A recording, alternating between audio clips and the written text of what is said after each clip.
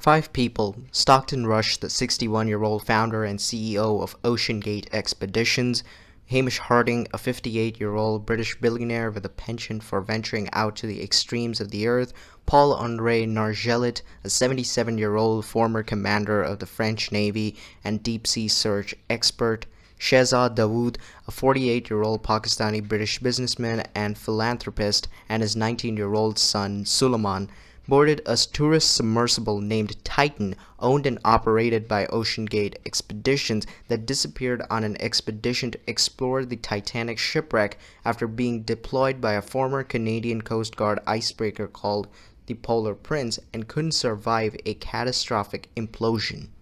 The Titan submersible was a 22-feet-long vessel approximately the size of a minivan that could carry 5 people and was equipped with a small porthole window on the front where there was also a small toilet.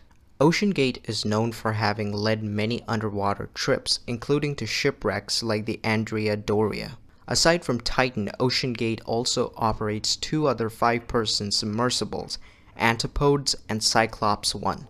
As claimed by OceanGate, Titan was designed to go 4,000 meters below surface level, just enough to reach the Titanic shipwreck, which lies around 3,800 meters below surface level. David Lockridge, a former OceanGate employee from 2016 to 2018, warned about the thickness of Titan's hull and the potential dangers passengers would have faced as Titan reached extreme depths. In fact, many experts had suggested Titan to be put through a series of safety standards, to which OceanGate and CEO Stockton Rush, who was also the pilot of Titan, argued about how experimental projects such as Titan often fall outside of existing industry standards. Departing from St. John's on the eastern edge of Newfoundland on June 16, the Polar Prince dropped anchor roughly 900 miles east of Cape Cod and was scheduled to deploy Titan at 3 a.m. the morning of June 18, although the Coast Guard said it didn't begin its descent until around 7 a.m.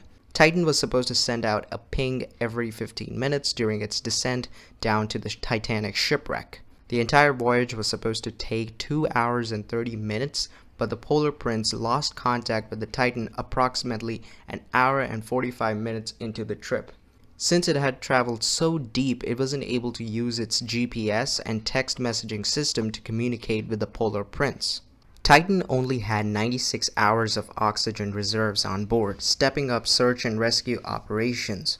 The Coast Guard alerted mariners about a missing 22-foot submarine in the North Atlantic about 900 miles east of Cape Cod.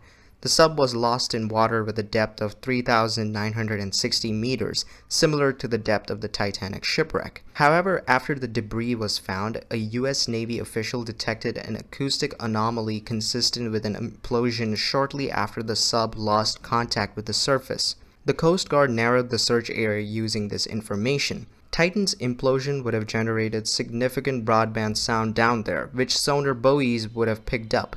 The Coast Guard contacted the families of the lost crew members and found 5 pieces of debris in 2 debris fields. OceanGate's private explorations like Titan have been argued to serve a public good, as no public entity will fund it. Moreover, the cost of OceanGate's expeditions are a fraction of going to space, as setting up an aerospace company and building reusable rockets require more capital than sending submersibles into the depths of the ocean. Migrants often go missing in oceans, but people voluntarily spending $250,000 to explore dangerous oceans does amount to curiosity as to how did they ever go ahead with this project when such criminal negligence was on display.